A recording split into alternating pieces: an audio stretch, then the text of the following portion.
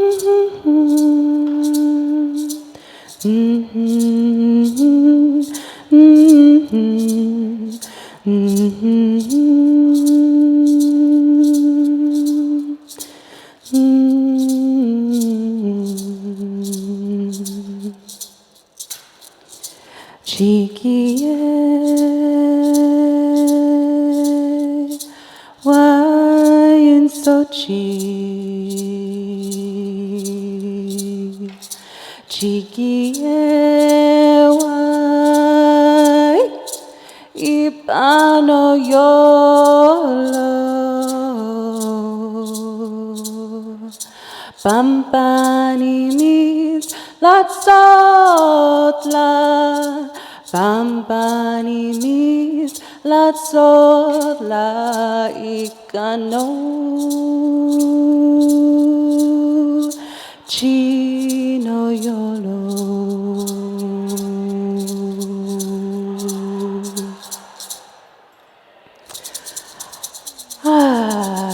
Can we take a breath?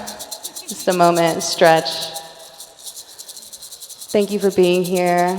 I want to welcome you all to a beautiful conversation, a very meaningful conversation to my heart. Matriarchs of Medicina, women reclaiming psychedelic therapy. I'd like to welcome my speakers. Speakers, would you like to come out from the green room? Dr. Deidra Somerville, Dr. Akua Brown, Shannon, Amos, Bia Luna. Thank you all so much. Give them a round of applause, please.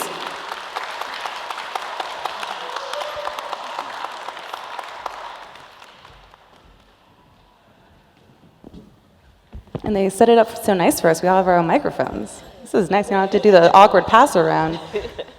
So beautiful. Thank you all so much for being here. It's such a pleasure. Let's do a mic check, everyone. Hello. Yes. Yeah. Okay. Hello. Shannon's not on. Our middle piece is not on. Here we are. Aha. Thank you. Okay, thank you, brother. All right, and yeah, let's give it up to the AV team and all the people in the back making it happen, doing the thankless work. That's the work of the moms, for real. It's the people in the back making it all happen, starting at the top of the hour, like they said. So, the Matriarchs of Medicine. This is an important moment not only because this panel represents a variety of viewpoints, expressions, generations, schools of thought and ways of approaching, but also because it is a living embodiment of the practice of rematriating entheogens, in my view, is restoring respect, restoring resources, roles, rights, responsibility, and relationships to maternal caretakers in the psychedelic community, and recognizing without us, this isn't a seat at the table. We're not asking for a seat at the table. I mean, without us, there would be no table and no one at it.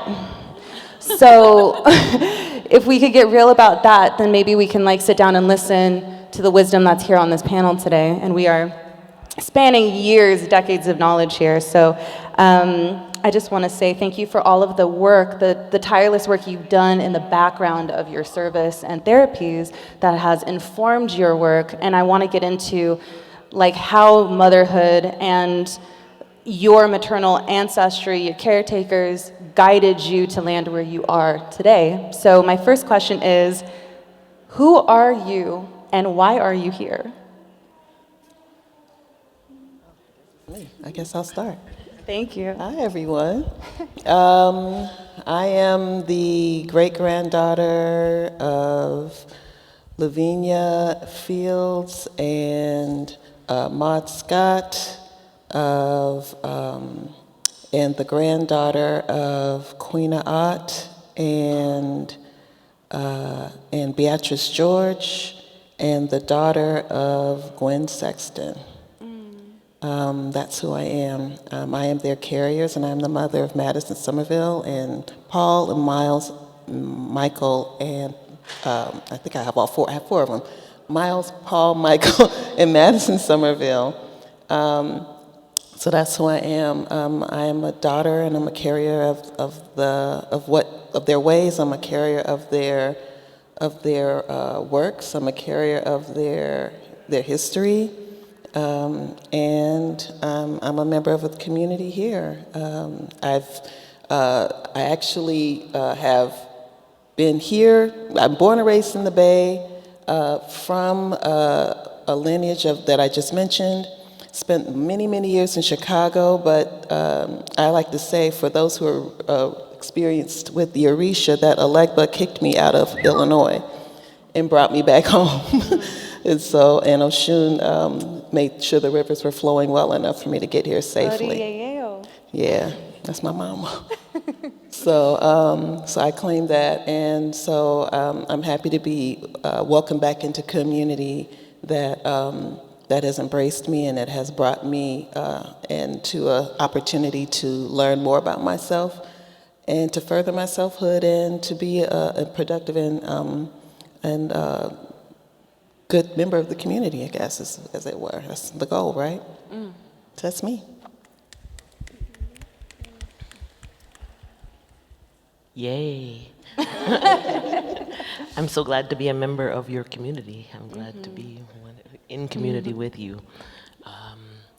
My name's Akua, Dr. Akua Brown. Better put that doctor on there. I'm a physician of internal medicine, but I have always been a sister, a daughter, a member of beloved community. I am a Bay, also born and raised in the Bay. I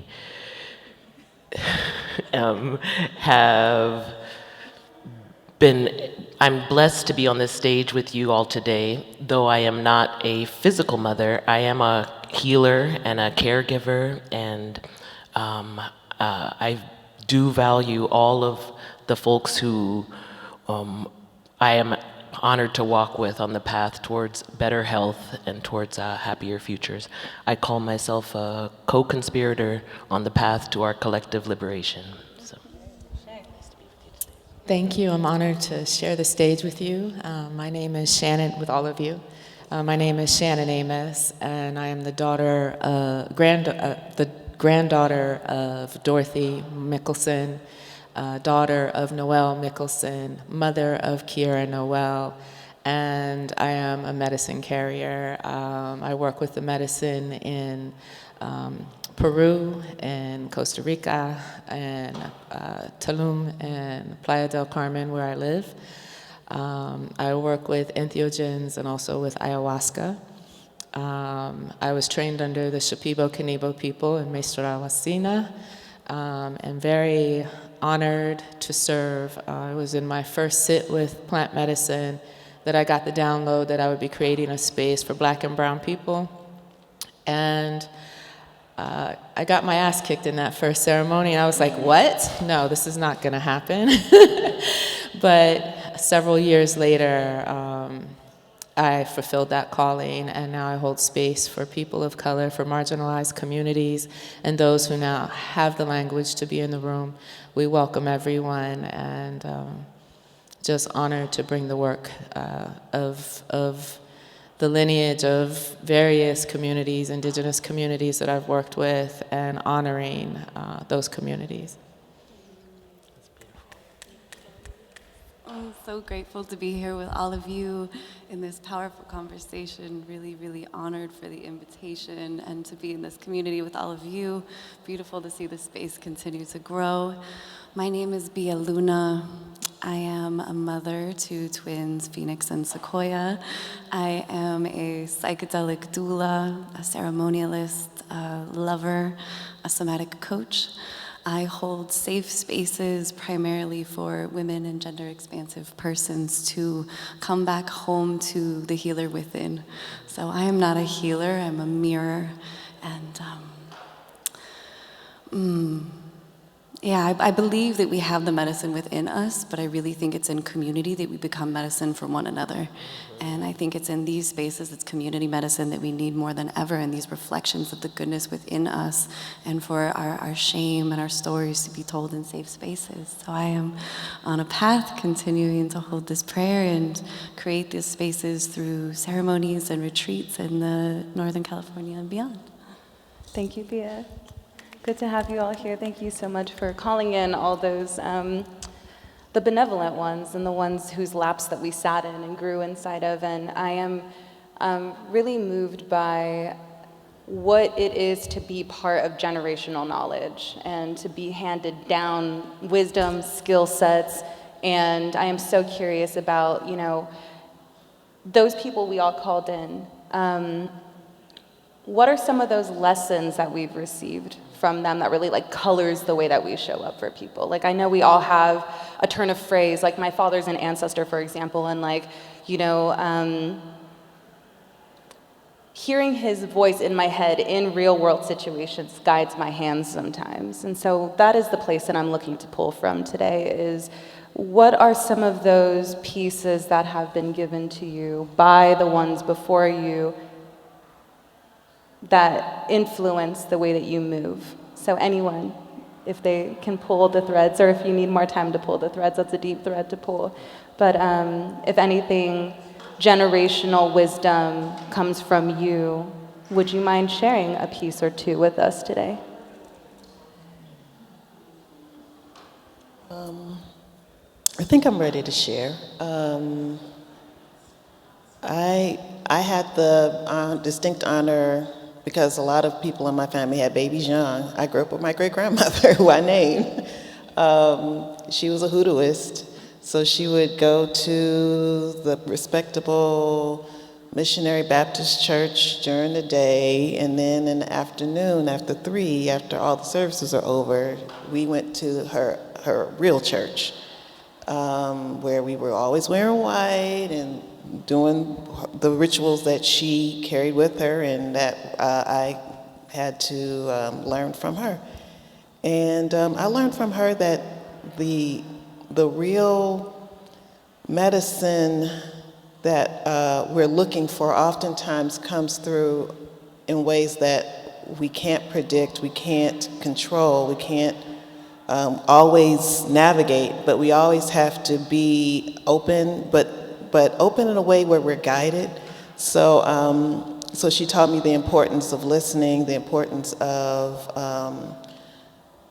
knowing that even when I'm in work, I'm in ritual work, that I can't. I rely on myself, but I know that it's not only myself. That I am an amalgamation of many things, of many beings, of many opportunities for gift giving that come through me. So I have to know that I am not one unto myself. So that's something that I take from her. My mother, unfortunately, she led me to medicine and leads me through medicine and leads me back to medicine, even though I tried to run. I tried to run from being a therapist. I tried to run for decades. And every time I ran, something smacked me in the face that said, nope, you can't run. So I ran when I was told, you're gifted to do this work, you should do it. And I was like, I was not ready to deal with my stuff, because I was dealing with a mother who had a very close relationship with death and was often attempting suicide from the time I was a kid. She completed suicide when she turned 59. But all those years growing up, it was always something where there was some emergency, so I was not ready to face that with her, so I wasn't really to face how I was going to be able to be this healer everyone said I was supposed to be. From the time I was a little girl, I wasn't ready to face that. But my mother, even though she was always struggling with this idea of living, and this idea of living with a lot of trauma, a lot of things that happened in her life. She always taught me that she always had some way to be connected to some faith. And so she would sing, she would do all these wonderful things for others, even when she couldn't do it for herself. And for me, I was like, I don't know if I want to be that self-sacrificing, right? So I had to learn for myself that I had to accept gifts that oftentimes I wasn't ready to give. And there was a lot of patience that I had to learn in that. Watching my mother, she used to sing with Love Center. People knew who she was. She was wonderful at giving. She was the hair braider in the community. She was a seamstress. She was all these things, but no one knew that throughout all of that, she was always attempting suicide. So she had this duality to her that many people honestly didn't know about. And so many people were shocked when they found out that had been how she chose to end her life. So I had to learn that I had to stop running from my own gifts. She was willing to face hers, even as she was literally trying to end her life. So when I went through my process at the age of 19, figuring out that I really did want to pursue the path of Orisha, when I sat down, the first thing they said is that I had to divine for people. And what is that? Counseling, essentially, right? It is in a counseling role. So that accepting and embracing that part of me and helped me to really embrace this idea of being a therapist and being this idea of being a healer in my own right. Beautiful share. Thank you so much. And deep share, too. Thank you. There's so much in what you said as well, and some threads that I'm hearing, too, is, our capacity for also boundaries and giving, like, so much of ourselves to people around us. Who cares for the caretakers, And the fact that therapy is just what we call it now. But this is ancestral work, hearing each other, being with one another. Like, therapy is just the word that we use and the structure in which this relationship is held, but it's not the only way that we care for each other and counsel with one another. So thank you for also sharing that within this context, that's also a deep part of our spiritual traditions as well, is to counsel and take care of one another. Does anyone else have an ancestral truth that they would like to share before we move on to the next question? Yeah, I'll share. I come from a family where there was a lot of abandonment and a story of women turning their back on each other, mothers turning their back on their children, vice versa. And I'm actually an adult orphan. All of my parents, my grandparents have all passed at this point. And I think there's sort of a reverse teaching in that I learned from them, that turning our backs on each other is not the way, and learn how to really be accountable and come towards and hold space. And after my mom passed away suddenly just a couple of years ago, I was able to reflect on what she did teach me. I grew up in a very impoverished home where fiscal and physical resources were always questioned. We weren't sure what would be there from one day to the next, but the one resource that never went away was love. And my mom was really known for her unconditional love within our community. She would take in, she had a hard background herself, and we did as a family, but everyone knew that they had a space in her arms, and everyone from the community would be welcome in her presence. And even now, through the teachings and the courses and whatever it might be, the most powerful tool that I keep coming back to is just that love. And so I'm grateful that my mom was able to hold that and pass it along when sometimes it felt like we didn't have anything else. Thank you. Yeah, thank you, Bia. That is also reflective of the love that I received. I agree. Mine was through grandmother love. So my maternal grandmother, Violet King, and my paternal grandmother, Sarah Brown, were both those kind of lovers. Open homes, open arms, open heart, always food on the stove, always. My grandmother grew her own food, always food to offer to the community, volunteer work, in or out of the church, and always being a place of love. And so that is something that I also learned and reflect in my practices. Because when you are a receiver of that, there's no way that you can't return that back out into the world. So thank you. Yeah. I think for me it was my godmother, not necessarily my mother or my grandmother, but my father took me to Monrovia, Liberia as a child, where I was first exposed to ceremony. And there was an elder that came to live with us who at the time was known in West Africa as a shaman, and Credo Mutwa. And he came to live in our home. Between my godmother and him, I learned the importance of ceremony. And I think it's Bunfo Somé who says that through ceremony, we honor our ancestors and our descendants. And so I was taught at a very young age to make everything a ceremony. When I wake in the morning, there's a ceremony. It can start with meditation. When I bathe, it's a ceremony. So everything in life then becomes a ceremony. And through my mother's wisdom, my mother was injured in a malpractice incident that left her blind, paralyzed, and quadriplegic. And I watched her move through a very challenging time of acceptance that this is what her life would be. And through that observance of her, I learned presence. And I brought the ceremony to her to honor each day, to walk with her on her journey, where she was only anticipated to live for 2 years, but she lived for 20 years in that state because she transcended and did the work within herself, the process of acceptance, the process of letting go.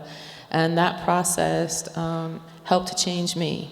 And so as I went into ceremony and I started to work with plant medicine, I felt the need to honor my mother, to honor the mothers of the mothers, and to honor the communities where, in the case of, say, ayahuasca, that are actually the guardians of the medicine, and to honor their practices and their traditions, not to colonize it, but to bring them in, to facilitate space, and for me to hold space with those people. And so I'm very honored that through my mother, through my godmother, and the invitation into ceremony as a young child, that's a part of my life today.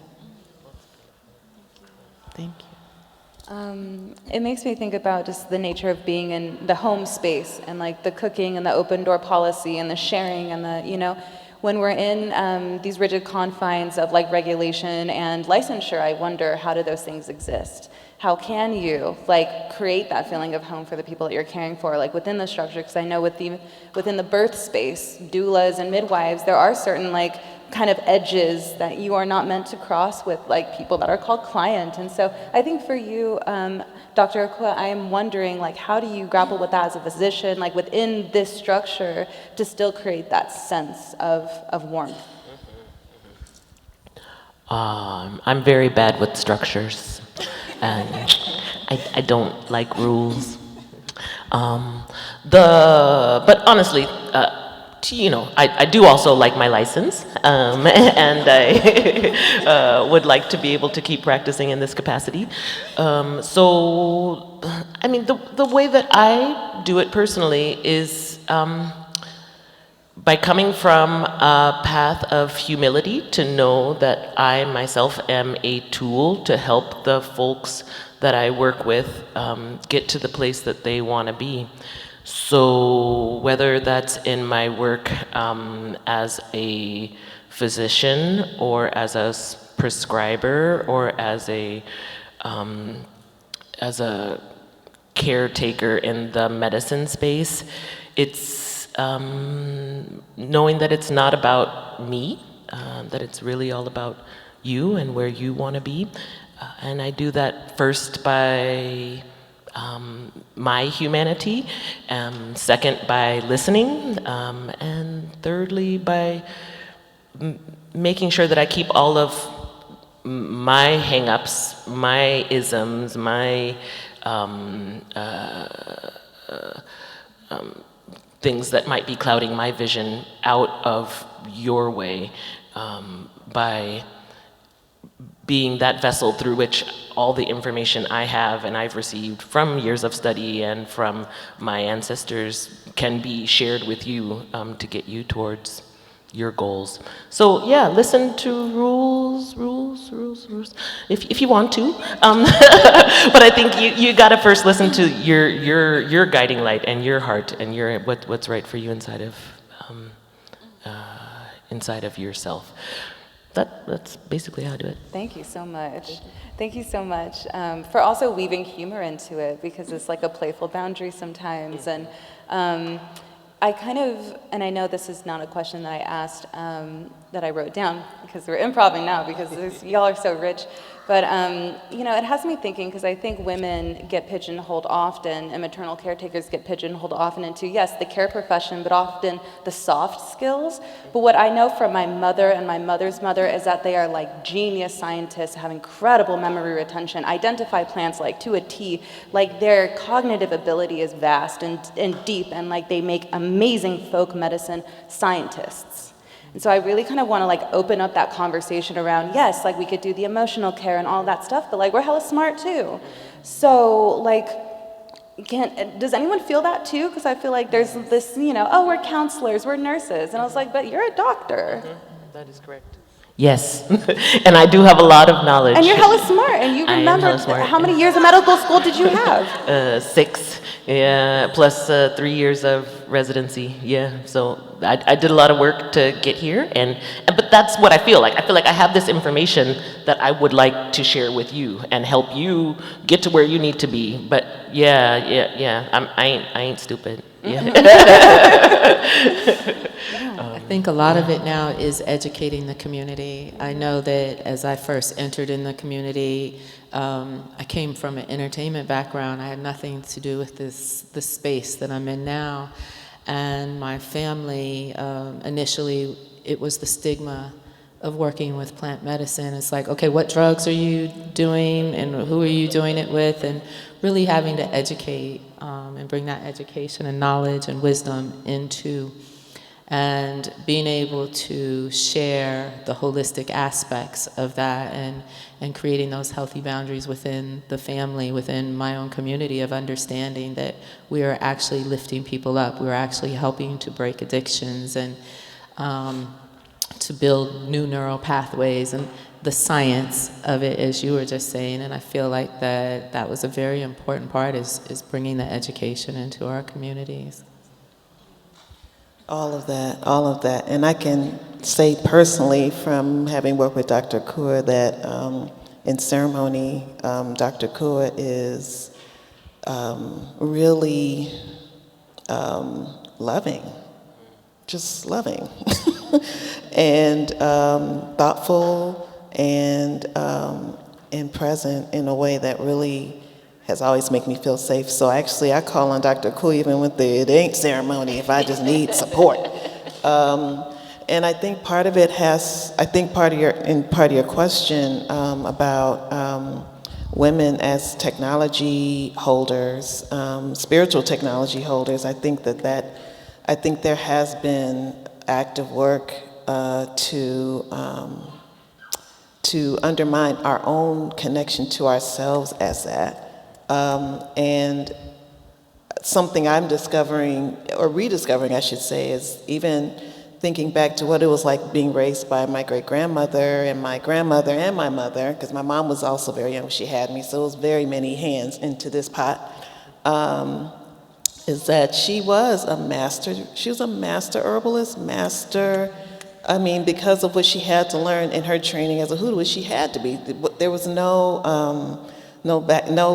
there's a lot of things that folks had to do to even get to certain places where they could build lineages in hoodoo. And so her work had to involve a lot of deep study and a lot of deep connection and understanding of the earth and all of the riches that she has to offer. And the same is true for our ancestors who were enslaved and forcibly made to labor everywhere.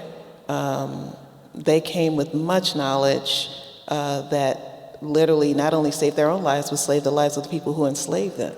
So clearly, so we have a whole history of that we're always so disconnected from, our own history of our own knowledge of plant medicine.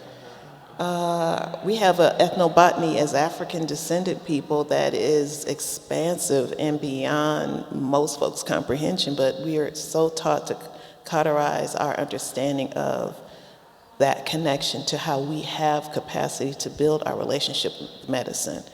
And we have a lot of stored trauma around having been in forced labor for hundreds of years. There's so many complexities to how we have to reconcile and reclaim our connection to medicine. Even in African-based traditions, the vast majority of African-based traditions that were brought from West Africa to the New World were maintained and built and restored through women. Women were the leaders. No shade to the men, but the women were the ones who reconstituted those traditions so that they could be passed on now for hundreds of years. And so they had to learn that, have to maintain, retain, and actually even learn in places where they were enslaved the nature of plants in order to apply them correctly within ceremony. So we're not talking about just knowledge of what was brought here, but knowledge of what was understood within the context of a whole new world, that women led the way in us learning that knowledge about Black women, to be exact. So it's, and you know, so they were what we call the Obas, or the ones who led ceremonies. In Brazil, to this day, there are some Tejeros or some African-based lineages that don't allow men to initiate because they kept the lineage of women who brought the knowledge and kept that knowledge alive for all these hundreds of years in Brazil. So we do have a right to this. We are not imposters to this. We just have to recognize that. Ah, sure. Whew. Okay. This is beautiful. Thank you so much for continuing to reinforce this weave of also we don't just deserve to be here. It's we're destined to be here. And without us, it's not, it's like in our DNA to be included in this. And without this recognition, without this voice, what is the space, I wonder?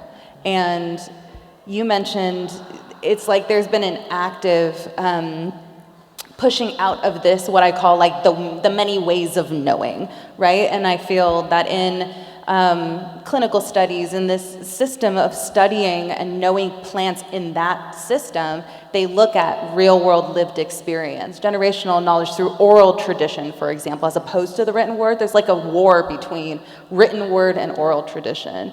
And I don't think they need to be at odds the way that they are.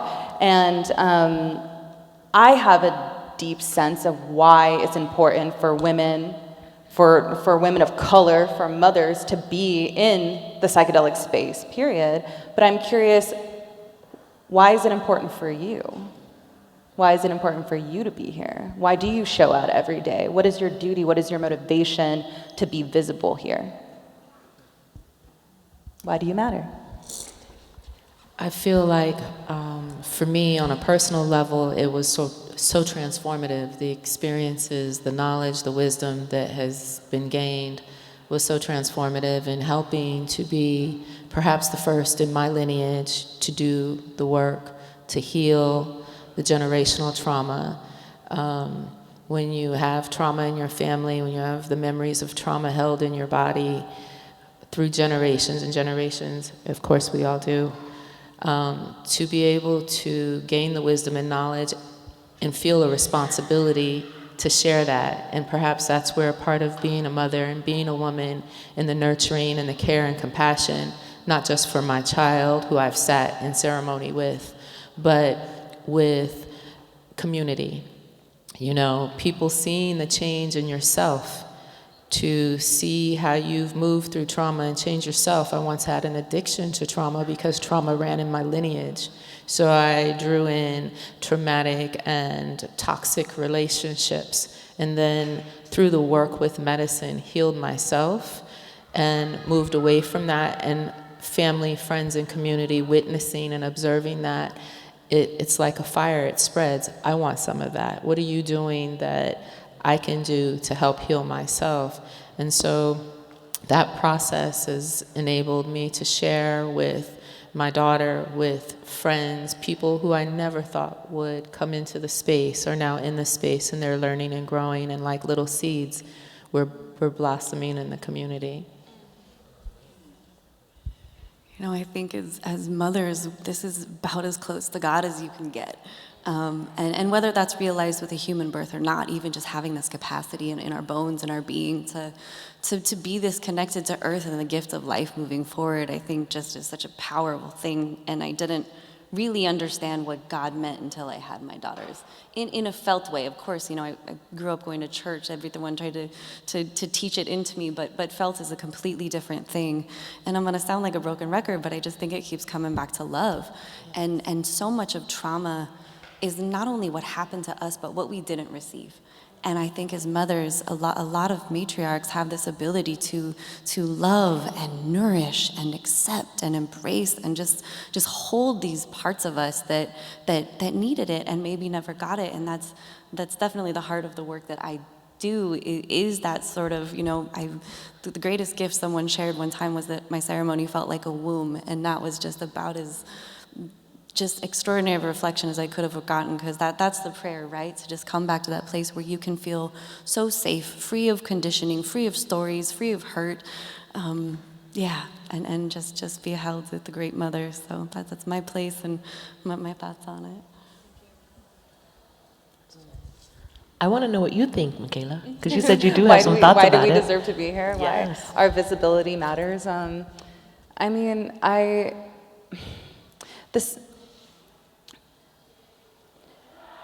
We've been working with plants for a long time. I mean, if we're thinking back, Terence McKenna's idea of stoned ape hypothesis and us, you know, traveling and adapting to climactic change and ingesting mushrooms and, you know, progressing through eons of evolutionary progression, his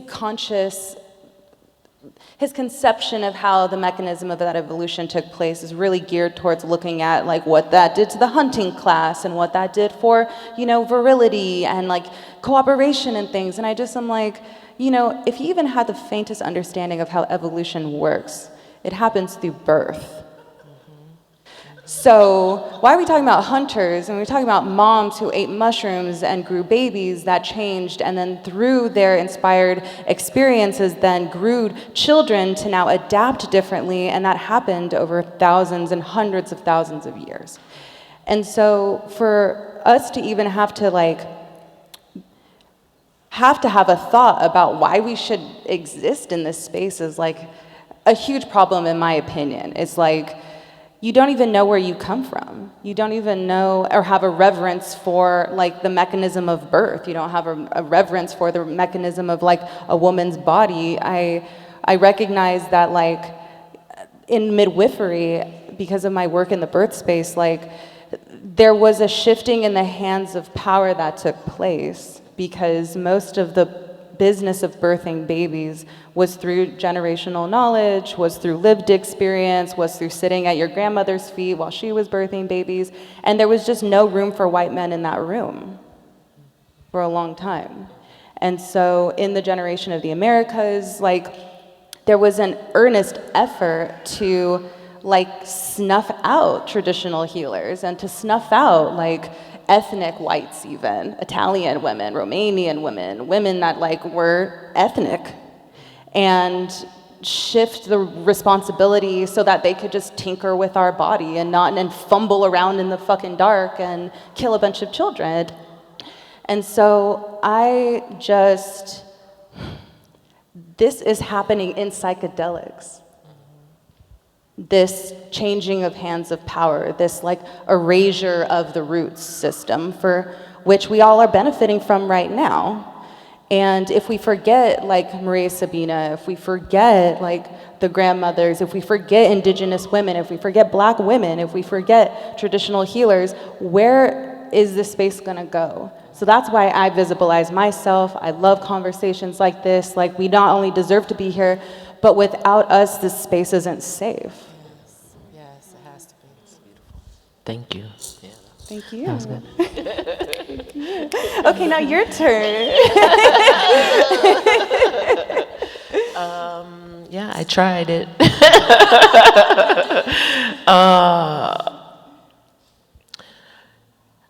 Okay, this is a little interesting for me because, yes, I am a Black woman, and also, I do not, it's not my only identity. I see myself not being completely described or prescribed by that moniker of woman. And in that expansiveness, I want to also acknowledge that all of those feelings or all of those things about creation and about nurturing and about projecting love and connection into the world is not just held in a female body. We all have that capacity and that ability, and I don't want anybody to think that because they don't have a womb that they can't make these changes. So don't feel like you are on the outside. I'm here on this panel with Matriarchs, and I ain't gave birth to nobody. So, so yeah, I just want to call out that it's all of our work, not just the work of people with wombs to make this change. Yes. Ashe. Some of the most Ashe matriarchal away. people I know are choosing not to have children in this lifetime, and in masculine bodies too. Yeah. Some of those give birth in a new way, though. Thank you. Do you have anything to share? I think she put the period. Period. She put the period on it. I think lastly, just to close this, because I want to keep it potent, like I do love the Q&A, but it seems to kind of like open the energy up a little bit, and I think we've made a nice little pot in here, like a nice medicine bottle that we can dip into. And so I do want to ask about your work, about, are you actively working with folks? If people felt really connected to the things that you were sharing, how can they stay with you in your journey? I was sharing earlier that something about my path, that might be true for some other folks in here too, that I've mentioned before, in my initiation process, I was told, you are a diviner. You are a diviner. Go forth. And I didn't know what it meant. But I also know that I've never put out a sign that says, I'm booked on Saturday, find me on Saturdays, at this place. I've never done it, but folks have always found me. so because I literally just exist to do the thing, and people find what they need, and I support them at the time they need it. So I trust that process more than me telling everyone, hey, over here, find me here. So if our paths cross and it's at a time when we need each other, and I'm here to support you, or you're here to support me, I'm happy to be in community with you. Thank you. Mm-hmm. I echo that. I'm like, find me, I don't know how. But I do want to shout out a few of the wonderful organizations that I work with. I work with Doorway Therapeutic Services in Oakland. They're amazing. Serving mental health and community and medicine services to the whole community, but primarily QT BIPOC. And I also work with Avid Sports Medicine. Whoop, whoop. Where you at, Veronica? And we are currently launching a IM ketamine protocol for chronic pain and and the mental health conditions that come with that. And I also work with Isha Health as a prescriber for ketamine services. But if you want to know the whole me, I'm more like D. Come find me. Come talk to me. You see me on the street, say hi. Yeah, I'd love to meet y'all. I love that. Again, my name is Shannon Amos, and I'm the founder of a company called Sumana. We hold retreat spaces in Mexico, Costa Rica, Peru, and Jamaica. If you go to the website, you won't see the word psilocybin or plant medicine anymore because things are changing, and thanks to AI, I was flagged and Stripe is no longer taking payments from me. So we are finding creative ways to navigate technology right now, but we intentionally create a safe and sacred space for ceremony for primarily Black women and women of color. And we also welcome all who have the language to be in the room. We do co-ed retreats, LGBTQ+, IA+ retreats, and we also offer scholarships. It's really important to us that we work with marginalized communities to provide an opportunity for people to come and be with us in nature, in a natural environment. And most importantly, I work with indigenous groups in Mexico, Peru, that are growers of the medicine, understanding the environmental impact on ayahuasca, on medicines like bufo.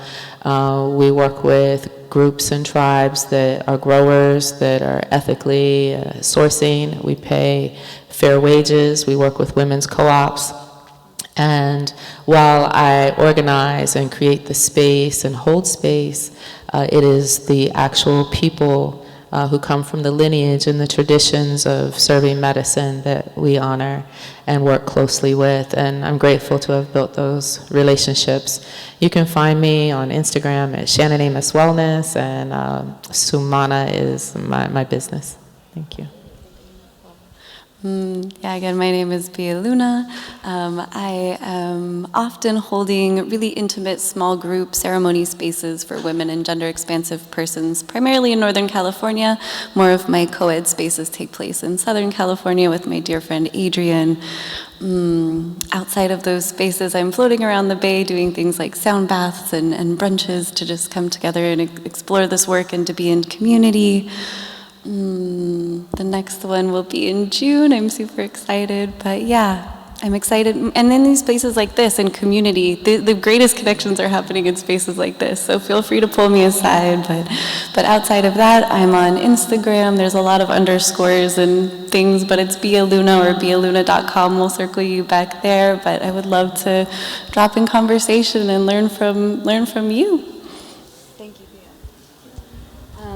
And this has been Matriarchs of Medicine, Women Reclaiming Psychedelic Therapy. My name is Mikaela de la Myco. You can find me by searching Mush Womb anywhere on the internet. I will also be speaking on my Mothers of the Mushroom research project in the Spirit Room right after this. So I hope to see some of you all there so we could talk about women in grassroots psychedelic therapy and research and advocacy work. It has been such a great honor to just sit amongst you all. Thank you so much for your beautiful time. And I hope you all have a beautiful, beautiful conference. Ashe. Thank you so much. Love sharing this space.